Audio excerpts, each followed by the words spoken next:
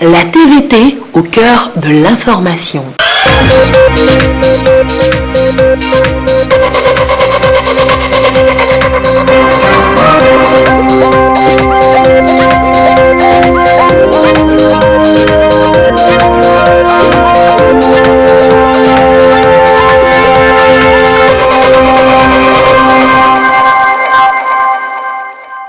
Bonsoir madame, bonsoir monsieur. D'abord les titres de ce journal. La ministre en charge de l'alphabétisation a célébré avec les populations de Sanda, Kagbanda, la 52e journée internationale de l'alphabétisation. Dans un pays où plus de 43% de la population est analphabète, Autorité publique a compris que faire savoir lire, écrire et compter est un facteur primordial du développement.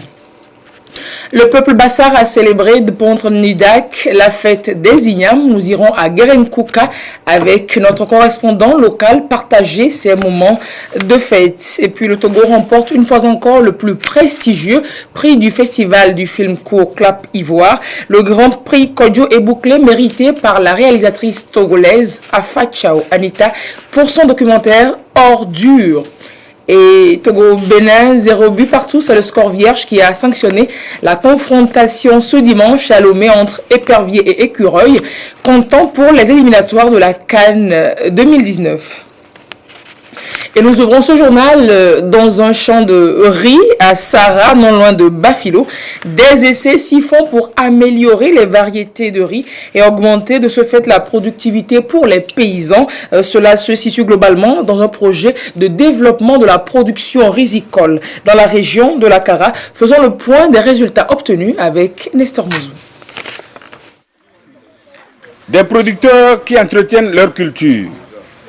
Dans cette rizière de Sarah, à quelques encablures de Bafilo, l'Institut togolais de recherche agronomique ITRA a procédé avec les riziculteurs à un test sur 3 ans avec une dizaine de variétés. Il en a été de même sur 7 autres sites retenus par le projet de développement de la production rizicole dans la région de la Kara.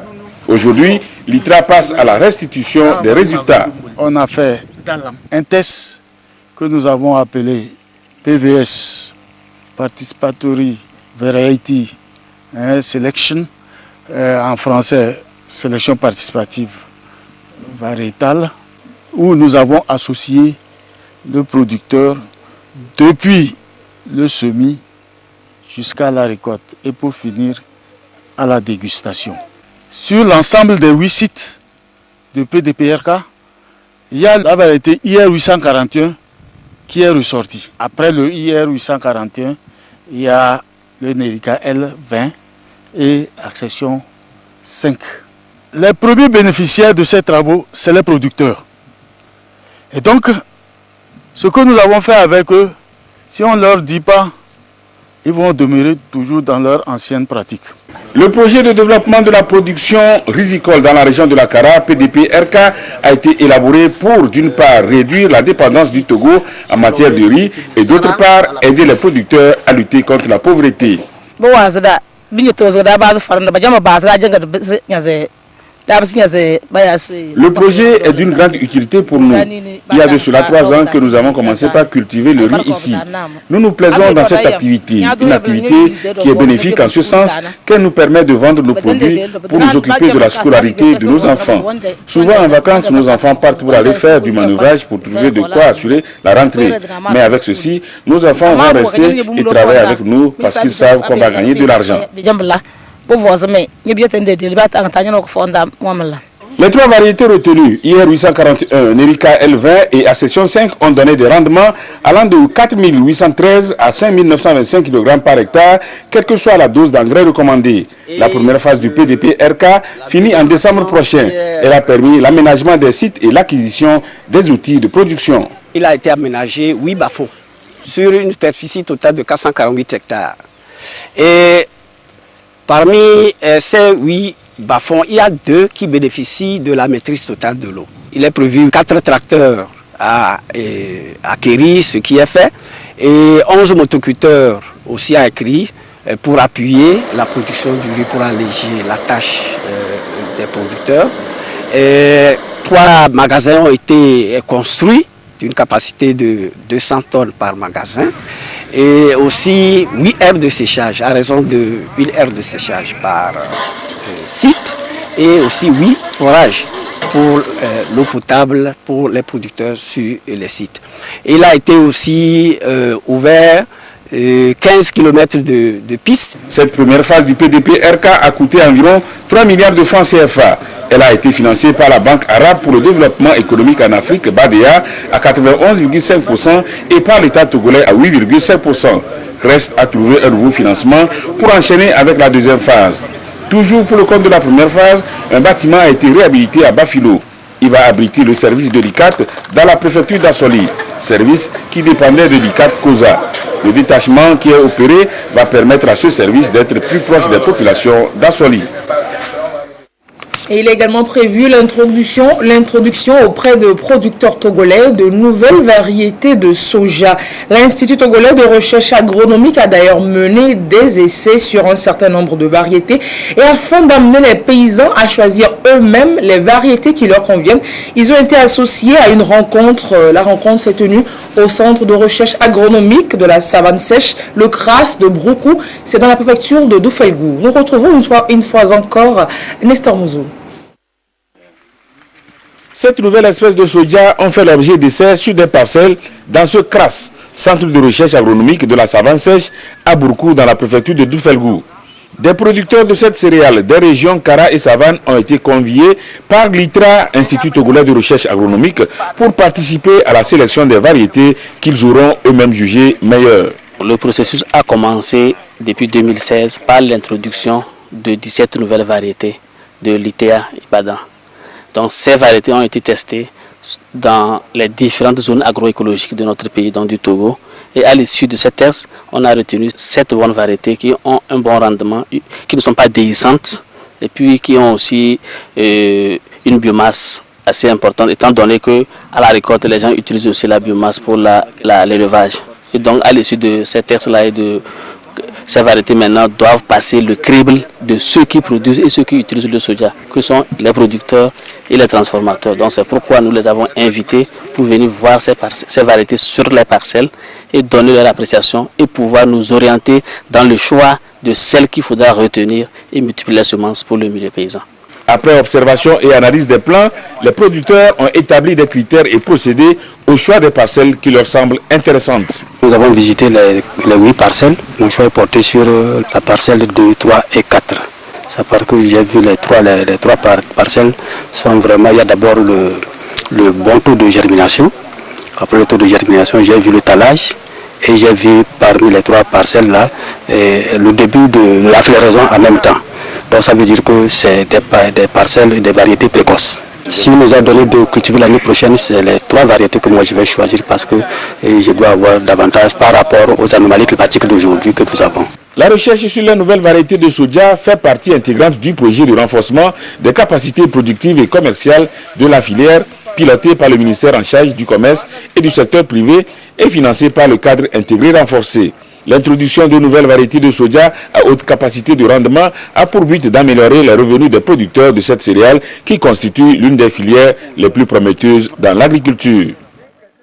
Et les paysans restent à l'honneur. Les Nations Unies travaillent à adopter une déclaration devant leur reconnaître des droits à eux paysans et à toute personne travaillant dans les zones rurales. C'est pour l'heure le temps des lobbies, des plaidoyers en faveur du vote d'un pareil texte. Le Togo fait partie des 4 pays africains ayant le droit de vote dans le processus et tous ensemble, ils se sont retrouvés à Lomé. On fait le point avec Clarisse Atiklé. 17 ans déjà que le processus visant la déclaration des Nations Unies sur les droits des paysans et autres personnes travaillant dans les zones rurales suit son cours. Au regard de l'évolution du processus, les pays de la région Afrique de l'Ouest se préparent à mettre en place une stratégie de plaidoyer et de lobbying en faveur du vote de la déclaration. Les organisations paysannes membres de la Via Campesina Afrique de l'Ouest et du Centre et les pays en droit de vote, à savoir le Sénégal, la Côte d'Ivoire, le Nigeria et le Togo, se soumettent à cet exercice. Si vous regardez les statistiques, 80% des paysans souffrent de la faim. Mais c'est eux qui produisent l'alimentation pour les villes et pour eux-mêmes.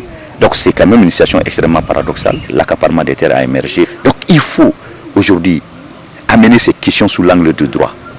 Donc C'est pour cela que nous avons interpellé la Commission des droits de l'homme des Nations Unies qui est basée à Genève pour qu'ils acceptent qu'on fasse un texte au niveau multilatéral qui reconnaît que les paysans ont des droits. Les paysans ont le droit d'être soutenus, d'avoir de la formation de la part de leur gouvernement, d'avoir les nouvelles connaissances. Ils ont le droit d'éduquer leurs enfants. Il faut qu'on ait des mécanismes de couverture sanitaire qui permettent aux paysans d'avoir de la santé, même quand ils n'ont pas un revenu important. En avril dernier, la 5e session du groupe de travail intergouvernemental à Genève a déjà planché sur la question avec pour objectif de négocier, de finaliser et de soumettre au Conseil le projet de déclaration. Le soutien et l'appui de tous les pays sont plus que jamais nécessaires pour mettre fin aux discriminations et aux violations des droits des paysans, surtout celui du foncier. Le premier élément pour un producteur, c'est le foncier. Bon, on peut le prendre le foncier comme on veut. Donc il faut garantir ça pour le producteur. Il y a des lois, il y a beaucoup de choses qu'on prend, mais l'application, c'est ça qui est plus important. Les paysans fournissent jusqu'à 80% des aliments consommés localement, ce qui rend déterminant leur rôle dans la sécurité alimentaire. Protéger leurs droits serait donc bénéfique pour l'humanité. Sanda Kagbanda, dans la préfecture de Bassar, a abrité cette année la célébration officielle de la journée internationale de l'alphabétisation au Togo en présence de la ministre en charge du secteur. L'alphabétisation reste aujourd'hui une bouée pour toutes ces personnes restées hors de l'éducation formelle et la célébration de cette journée est pour l'UNESCO une manière de le rappeler aux populations mais aussi aux décideurs. Voyons cela avec Nestor Mouzoum.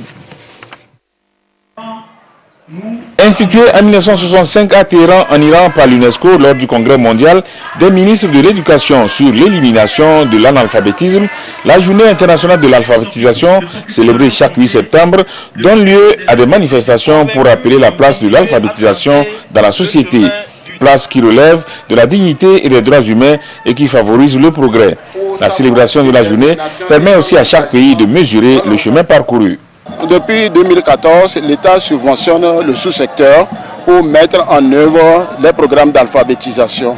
Et c'est une partie de cette subvention est utilisée pour ce qu'on appelle le projet d'appui à l'alphabétisation fonctionnelle des femmes. Pourquoi les femmes? C'est parce que quand vous prenez les statistiques, les femmes analphabètes sont plus nombreuses. Donc au jour d'aujourd'hui, ce projet couvre 31 préfectures.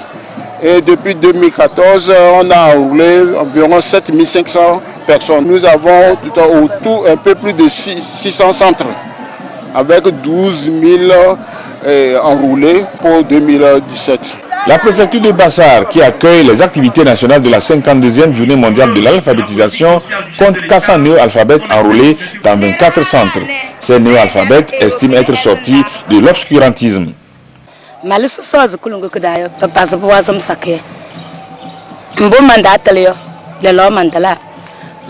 L'alphabétisation m'a ouvert les yeux. Ce que je ne connaissais pas avant, aujourd'hui je le connais. Par exemple, avant, pour les activités commerciales, nous mélangions tout. On ne savait pas qu'il fallait mettre le capital d'un côté et le bénéfice de l'autre. Grâce aussi à l'alphabétisation, nous avons appris à faire le compost.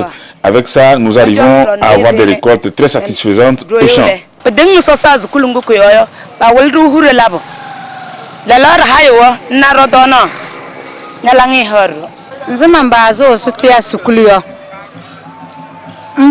Avec l'alphabétisation, j'ai acquis de nombreuses connaissances. Nous savons faire du compost. Nous avons appris à faire des activités génératrices de revenus comme la fabrication du savon, ce qui nous permet de mieux vivre. L'alphabétisation nous a permis de comprendre l'intérêt de l'espacement des naissances.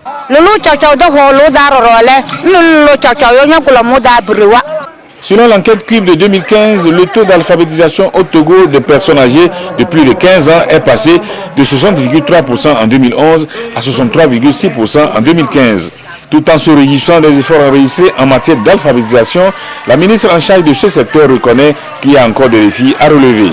Des défis restent encore à relever en vue d'une meilleure efficacité des activités du sous-secteur. Ils sont surtout relatifs à l'augmentation de l'accès des groupes cibles au programme et à la mobilisation des ressources, tant humaines, matérielles que financières, à la mise en place effective d'un fonds d'appui à l'alphabétisation et l'éducation non formelle tel que prévu par le plan sectoriel de l'éducation, l'intensification des activités de post-alphabétisation. La célébration de la 52e journée internationale de l'alphabétisation à Sanda Kagbanda s'est poursuivie avec la mise en terre des plans. Dans le processus de décentralisation, Sanda Kagbanda et Sanda Afou sont devenus une commune. C'est sur le site sur lequel seront construits les locaux de cette commune que le reboisement a été fait. Et pour la sécurisation du territoire, 21 nouveaux gendarmes ont été déployés il y a quelques jours dans la région centrale. La prestation de serment avant la prise de fonction a été présidée par le président du tribunal de première instance de Sokodé en présence du commandant du groupement de la gendarmerie de la région centrale. Lamarck Bodjona, reportage. Je le jure. C'est la prestation de serment des nouveaux gendarmes déployés dans la région centrale. Ils sont 21 au total, dont 2 femmes. Ils sont appelés à respecter 3 principales obligations, à savoir l'obéissance au chef, l'usage de la force rien que pour le maintien de l'ordre et l'exécution des lois et la loyauté aux lois. Le gendarme est un agent public qui est dépositaire de la force publique. Et pour pouvoir encadrer ses actions sur le terrain et faire de lui un bon élément, il est nécessaire de lui faire prêter serment. Il prête serment non seulement pour préserver les valeurs de sa corporation, mais aussi pour pouvoir protéger la population conformément aux dispositions légales. Nous avons parlé de la loi et des règlements qui sont en vigueur dans notre pays. La cérémonie est présidée par le président du tribunal de Sokodé, Dessouza, à côté de l'ADEME. Ce dernier a félicité les nouveaux gendarmes pour le serment et les a ensuite renvoyés à l'exercice de leurs fonctions. Et nous revenons sur ce sujet à titre de sensibilisation. De gros camions qui se garent aux abords des routes, bloquant toute une bande. D'autres véhicules qui s'arrêtent ou stationnent au gré des besoins sur les grandes routes. Des marchés qui naissent de façon illégale et de façon anarchique à des endroits le plus souvent improbable. L'autorité publique veut mettre de l'ordre dans cette occupation illégale et anarchique des espaces publics avec des solutions concrètes proposées aux usagers. La délégation spéciale de la préfecture du Golfe et aussi d'Agouenivé était sur le terrain cette semaine. On voit cela avec Augustin Kossi. Sur ce site de plus d'1 hectare, si à dégommer dans la préfecture d'Agouenivé, les engins tournent sans répit et les ouvriers s'activent pour aménager un nouveau parking aux importateurs de ciment. C'est la panacée envisagée par la délégation spéciale de la préfecture du Golfe d'Agouenivé au phénomène des parkings sauvages qui encombrent les voies publiques et entravent la fluidité de la circulation. Le phénomène est souvent source de plusieurs dégâts et va de pair avec celui de l'installation des marchés aux abords des routes de façon anarchique. Et les marchés et les gares routières relèvent du domaine de la loi. Les conseils municipaux et les conseils préfectoraux, par délibération, créent les marchés et les gares routières. Et ces marchés et gares routières sont créés sur les domaines publics et gérés par ces conseils municipaux ou préfectoraux.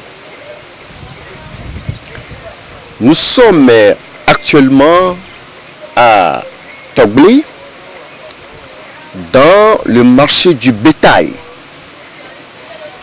qui est créé par délibération par le Conseil du Golfe. Nous assistons à des créations anarchiques des marchés et des gares routières à des endroits non indiqués. Et ça pose des problèmes de nuisance et d'environnement. C'est pourquoi nous avons décidé de recadrer les choses pour que on sache que les marchés sont créés par les institutions qui sont mises en place.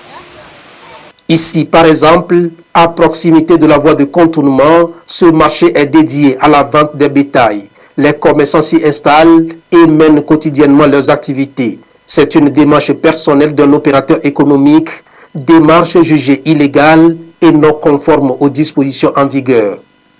Ce marché de bétail est un marché illégalement installé. Aucun individu ne peut créer un marché. D'ailleurs, c'est au bord d'un boulevard, d'une voie express. C'est la loi qui crée les marchés. Et les conseils de préfecture ou de commune créent les marchés par délibération. Ce n'est pas un individu qui doit venir créer un marché à sa guise, sur son terrain privé. Et la Cour suprême du Togo l'a bien martelé, que c'est un marché illégalement construit et qu'on doit le dégager. En effet, le propriétaire des lieux jouit d'une autorisation d'installation provisoire d'un marché de bétail à Fiordocus sur un domaine foncier public. Mais celui-ci, sans autorisation préalable aucune, selon la justice, a décidé de déménager du lieu attribué pour un autre endroit non autorisé, notamment sur sa propriété privée. Et pourtant, non loin de là, l'État dispose d'un marché public de bétail pour tous les opérateurs. Les cadres du parti UNIR de la préfecture de Tchamba, avec à leur tête le vice-président en charge du parti dans la région centrale, étaient à Tchamba cette semaine pour partager avec les militants à la base. Ils ont discuté autour donc des modalités de candidature aux prochaines élections législatives. La marque Beaujolais. Les cadres du parti UNIR de la préfecture de Tchamba ne se lassent pas dans la mobilisation de leurs militants de base dans la conquête de l'électorat.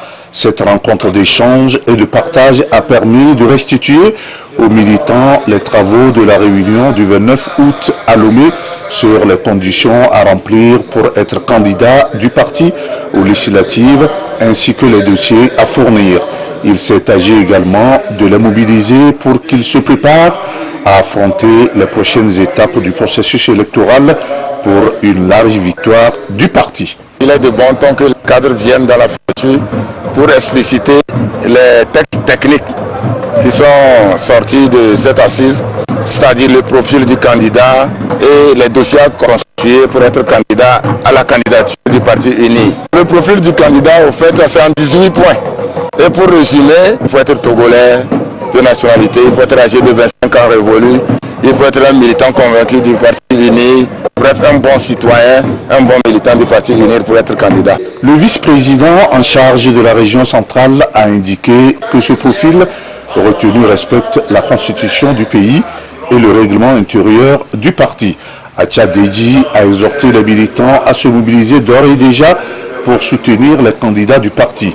Le secrétaire préfectoral Katafara Ousmane a rassuré les cadres de la détermination des militants à œuvrer davantage pour que Tchamba obtienne un bon pourcentage lors des élections prochaines. Les populations du Grand Bassar ont célébré samedi de Pontre Ndak à Guérenkuka comme traditionnellement en chaque début du mois de septembre. L'on peut désormais consommer la nouvelle igname, mais cela devrait se ressentir jusque dans la capitale sur la disponibilité et les prix de ce tubercule. Pour l'heure, partageons avec Nestor Mouzou les sons et les couleurs de la fête samedi à Guérenkuka. Les Konkomba et Bassar, deux peuples frères et essentiellement agricoles. De toutes les cultures qu'ils pratiquent, l'igname constitue un symbole, celui de leur identité. Fiers de cette identité, les Konkomba et Bassar se retrouvent au début du mois de septembre pour la célébrer. De Pontre Nidak est le nom donné à cette célébration. De Pontre en Bassar et Nidak en Konkomba, ce qui signifie la fête des ignames. Une manière pour ces peuples de dire merci à la terre nourricière, aux mains des ancêtres et à Dieu pour leur générosité, leur protection et aussi émettre le vœu pour la nouvelle année de récolte. Cette pratique a lieu le premier Kuncha du mois de septembre chaque année, jour des premiers sacrifices. Cette année, ce premier Kuncha, c'est le mercredi 5 septembre. Ainsi, comme le préconise la tradition, les cérémonies prémonitoires doivent commencer ce jour pour déboucher sur le samedi suivant, jour de l'apothéose. À cet effet, depuis le 5 septembre 2018, la nouvelle ligname a été offerte aux divinités, ouvrant ainsi la voie à la célébration de la fête dans les quartiers, les villages et les cantons des préfectures de Bassa et de Dankwel. Le Ponte Nidak constitue certes un moment de réjouissance, mais à cette occasion, les peuples du Grand Bassa réfléchissent au développement de leur milieu. Ces peuples se félicitent des actions du gouvernement en leur faveur.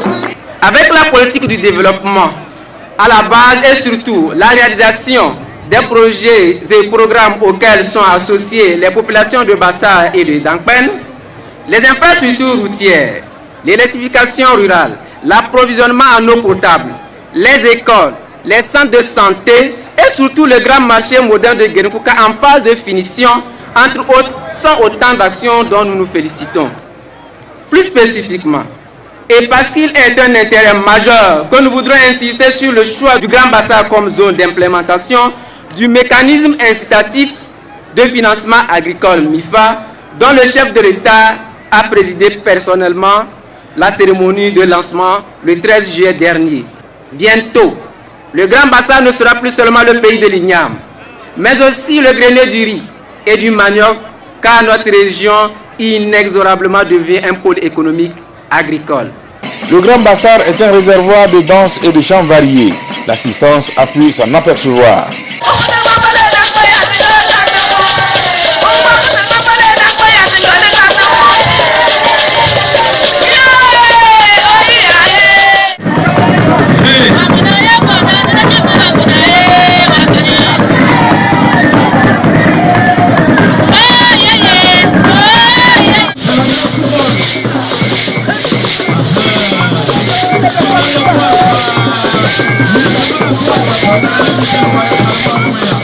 La fête des Ignames est célébrée pour la 54e fois. L'édition de cette année est placée sous le thème « Le vivre ensemble pour le développement socio-économique du Grand Bassar », thème qui satisfait le représentant du chef de l'État. Le thème de cette édition illustre à suffisance l'intérêt que vous portez aux questions de développement de notre pays et démontre votre engagement à œuvrer aux côtés du gouvernement à la promotion de notre patrimoine culturel commun. En effet, la culture est aujourd'hui un puissant vecteur de développement économique et social. Le Grand Bassar se doit donc de tirer davantage profit de ces nombreux et historiques sites culturels et touristiques, en l'occurrence Nangbani, Banjeli, site archéologique de Bichabé et de Bapouré, pour ne citer que cela, pour promouvoir son développement économique et social. Hormis ces atouts touristiques, le peuple du Grand Bassar a un patrimoine culturel immatériel extraordinaire. L'on peut relever ici la danse Tibol, ou danse du feu, une danse qui mérite d'être mondialement connue. À ceci s'ajoute la culture de la meilleure qualité d'Igname, le Laboko, qui caractérise les peuples Bassar et Konkomba. Pour pérenniser ces avantages comparatifs, les fils et filles du Grand Bassar doivent cultiver la paix, la tolérance, la sécurité, gage d'un vivre ensemble paisible et de développement durable. Une innovation a été introduite dans la célébration de la fête de Ponte Nidak depuis l'année dernière. Désormais, le comité d'organisation va procéder à chaque édition au tirage au sort d'un canton du Grand Bassar pour bénéficier d'une œuvre sociale après la fête. Cette année, c'est le canton de Natchitipi qui a été choisi. Ce canton succède à celui de Manga. L'œuvre sociale peut concerner la santé, l'éducation, l'agriculture et bien d'autres domaines. Direction Afagnan à présent, dans la préfecture du Bas-Mono. Là, le parti UNIR, Union pour la République, a rencontré la population pour échanger sur les défis de l'heure pour la tenue des prochaines échéances électorales. La jeunesse du milieu était donc rassemblée pour recevoir le message autour d'un gala de football de la fraternité. Et les meilleurs élèves de l'année ont également été récompensés par le parti UNIR. Reportage Gérard Lagouzou. Les réservistes sont 6. Triple activité menée par le parti UNIR, Union pour la République, à Afagnon dans la préfecture du Bas-Mono. D'abord, le grand gala de football de fraternité de la jeunesse du Bas-Mono. La finale de la compétition a mis aux prises l'équipe Monostade Agomeglozo en bleu et Asta FC en couleur orange. À l'issue de la rencontre, c'est Asta FC qui a pu tirer son épingle du jeu sur un score de 2-0. Le match de la 3e place a opposé l'équipe Hippopotame d'Agbetiko en jaune citron aux Aigles d'Achitogon en vert. Score final 1-0 en faveur des Aigles d'Achitogon. Les 4 meilleures équipes ont reçu des enveloppes financières et du matériel de sport, tandis que les 4 dernières équipes de la compétition sont reparties avec des prix de participation, des ballons. Ensuite, dans le contexte de la promotion de la culture de l'excellence en milieu scolaire, les 3 meilleurs élèves des niveaux CEPD et BEPC session 2018 ont été récompensés. Au total, 243 élèves issus de 81 centres d'écrit ont reçu des kits scolaires. Dans le même élan, du matériel de construction a été symboliquement remis à la population pour des éventuels travaux de réparation des infrastructures scolaires et marchandes. Le football unit le peuple et nous avons, nous, au niveau du parti uni Bas-Mono, avec nos cadres, nous avons pensé réunir cette population autour de ce ballon rond. Le chef de l'État soutient déjà l'éducation par School Assure. Donc nous sommes aussi, nous, avec les cadres, nous sommes dans cette dynamique. Nous voulons soutenir cette action, c'est pourquoi on veut doter les meilleurs, les excellents des centres d'examen de la préfecture du Bas-Mono. Ce n'est pas fini, ce n'est pas seulement les kits scolaires, mais nous avons pensé aussi soutenir l'action en dotant certaines écoles de tôle. Le dernier acte de cette rencontre est axé sur la sensibilisation sur les idéaux du parti UNIR, conformément à la conduite à tenir avant, pendant et après les prochaines échéances électorales. C'est un message simple. Bientôt nous serons sur le terrain, sur le plan politique. Nous sommes les meilleurs joueurs. Il n'ont qu'à nous pousser en avant pour que nous puissions marquer le but. Le but, c'est le développement. Pour un aboutissement heureux des prochaines élections, le député Kokou Gagou, Unir, Lac et Bas-Mono à l'Assemblée nationale, a exhorté la population du Bas-Mono à proscrire tout acte de violence en cultivant plutôt les valeurs de paix, d'un vivre ensemble, de l'acceptation mutuelle et de la cohésion sociale, prônée par le chef de l'État, président national du parti UNIR, Fort Essas Yunanya Singbe, pour un Togo uni, paisible et prospère. 7e art à présent, le Grand Prix Kodjo Ebouklé, le plus prestigieux du club ivoire, revient cette année encore au Togo. 3e consécration en 4 ans pour le cinéma togolais à cette compétition du film court qui est organisée au profit des jeunes réalisateurs de l'espace UEMOA. En attendant donc de vous proposer prochainement les temps forts de la cérémonie de récompense, nous vous proposons de suivre le compte-rendu de la projection des 8 derniers films qui étaient en compétition avec Chazenam Baga. La vie de Daniel est une fiction de 13 minutes. L'œuvre raconte l'histoire d'un autiste qui cherche à s'insérer dans la société. L'autisme étant une maladie très peu connue dans nos communautés, Daniel est plutôt rejeté par les siens qui le prennent pour un sorcier. Ce qui n'est pas le cas. Voilà pourquoi l'auteur Gilbert Bararamna a voulu faire la lumière sur cette maladie. J'ai vu un article de l'OMS sur Internet qui parlait de ce cas et qu'en Afrique, il y avait près de 10 millions de personnes qui étaient atteintes de cette pathologie-là, mais qu'on traite comme des sorciers. Donc, je me suis dit, pour lever le voile sur ce sujet, il faudrait que je traite ça. Il y a de ces films comme Rain Man qui parlent des autistes comme des gens hyper intelligents, et c'est vrai, c'est le cas. Mais moi, beaucoup plus, c'est le fait de les faire sortir de l'ombre d'abord et voir ensuite ce qu'ils sont dans la société. Au-delà de l'autisme, la vision du réalisateur est d'amener l'ensemble de la population à changer de mentalité face aux personnes handicapées. Quels que soient les troubles de la personnalité qu'un membre de la famille ou un proche a, il faudrait l'accepter tel qu'il est. Il ne faut pas chercher à le faire sortir de son environnement naturel, mais plutôt chercher à le comprendre pour pouvoir l'intégrer dans la société comme il est. Nous sommes tous différents, nous avons tous nos côtés négatifs et nos côtés positifs. Un autiste, c'est une personne qui réagit différemment et qui peut apporter un plus à la société. Message bien reçu ici par le public qui a apprécié l'œuvre dans toutes ses dimensions. Moi, ça m'a beaucoup impressionné dans le sens où les acteurs ont bien joué, surtout l'acteur principal. Il a joué aussi naturellement son rôle. Et à la suite de cela, il y avait une belle qualité d'image. Bon, le scénario aussi était original. Si vous avez un proche qui a des handicaps, vous avez un ami qui a des handicaps, il ne faudrait pas qu'il soit mis à marge de la société. Il faut l'aider. Vraiment, c'est un bon film. Moi, j'ai vraiment aimé le film. J'ai compris qu'avec ce genre de personnes, il faut être beaucoup patient. Vraiment, je vais changer de comportement avec les handicapés parce qu'avec eux, il faut être vraiment patient. Avant cette séance, les jeunes réalisateurs ont eu une rencontre d'échange avec le cinéaste ivoirien Koulibaly Adama dit Arantes Debonali, l'un des tout premiers lauréats de Clap Ivoire.